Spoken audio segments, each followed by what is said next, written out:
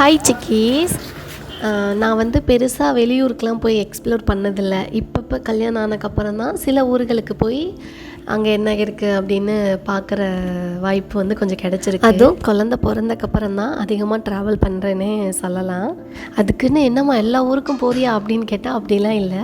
அப்பப்போ ஒரு 5-6 மாதத்துக்கு ஒரு தடவை, வருஷத்துக்கு ஒரு தடவை அந்த மாதிரி. இந்த தடவை பாப்பாவோட நான் வந்து திருச்செந்தூர் தான் போயிருந்தேன். அதுவும் நிறைய பேர்லாம் சொல்லுவாங்க, திருச்செந்தூருக்கு போனதுக்கு வந்து கடவுள் தான் நம்மளை கூப்பிடணும், நம்மளாம் நினச்சா போய் முருகனை பார்க்க முடியாதுன்னு. என்ன முருகன் கூப்பிட்டுட்டாரா என்னவோ, எப்படியும் போயிட்டு வந்துட்டேன். குழந்தைங்களை கூட்டிகிட்டு திருச்செந்தூர் போகிறது சரியான்னு கேட்டால் என்னை பொறுத்தவரையில் நான் சரியில்லைன்னு தான் சொல்லுவேன். நானே தெரியாமல் தான் போயிட்டேன். ஏன்னா குழந்தைங்களை தூக்கிட்டு அந்த லைனில் நின்று போகிறது கொஞ்சம் கஷ்டமாக தான் இருந்துச்சு. நானாவது பரவாயில்ல, ஒரு 1 இயர்க்குள்ளே இருக்க பேபியை தூக்கிட்டு போயிருந்தேன். நிறைய பேர் கை குழந்தையோடலாம் கோவிலுக்கு வந்திருந்தாங்க. நாங்கள் போனப்போலாம் கோவில் செம்ம கூட்டம், சொல்ல முடியாத அளவுக்கு கூட்டம். எப்போவுமே கூட்டமாக தான் இருக்கும். கை குழந்தையாக இருந்தால் கொஞ்சம் முன்னாடி விடுவாங்க அப்படின்னு சொன்னாங்க. ஃபஸ்ட்டு தெரியல, நாங்கள் நார்மல் லைன்லேயே போயிட்டோம். போக முடியாமல் வெளியில் வந்துட்டோம். அப்போ அங்கே இருக்கவங்களாம் கொஞ்சம் சொன்னாங்க, கொஞ்சம் முன்னாடி போனீங்கன்னா சீக்கிரம் போயிடலாம் அப்படின்னு.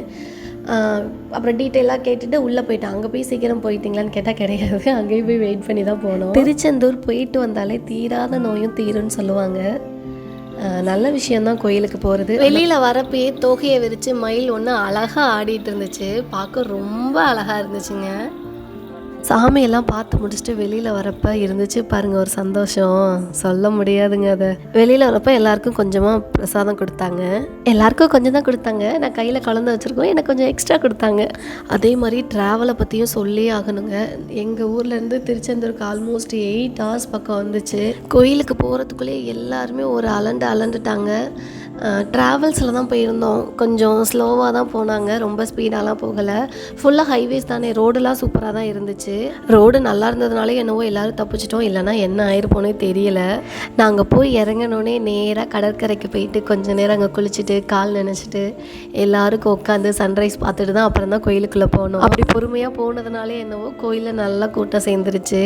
கடற்கரையோடு சேர்ந்து கோயில் பார்க்குறதே எனக்கெல்லாம் பெரிய பாக்கியம் தான் நான் சொல்லுவேன். நான் இது மாதிரி பார்த்ததில்ல, ஒரு புது எக்ஸ்பீரியன்ஸாக தான் இருந்துச்சு. ரொம்பவும் ஹாப்பியாக இருந்துச்சு கோயிலுக்கு போயிட்டு வந்தது. பிளானே ஒரு நாள் தான், திருச்செந்தூர் பார்த்துட்டு அதுக்கிடையில் நிறையா கோயிலெலாம் போகலான்னு பிளான் போட்டிருந்தாங்க. அதெல்லாம் எக்ஸிக்யூட் ஆகலை. திருச்செந்தூர், மதுரை வந்துட்டு ஒரு கருப்பண்ணசாமி ஒரு கோயிலுக்கு கூட்டிகிட்டு போனாங்க, அவ்வளோதான்.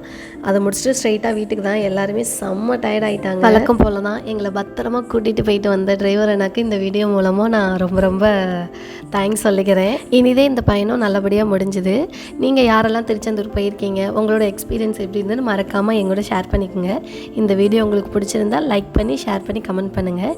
இதே மாதிரியே இன்னொரு வீடியோவில் பார்க்கலாம். பாய்.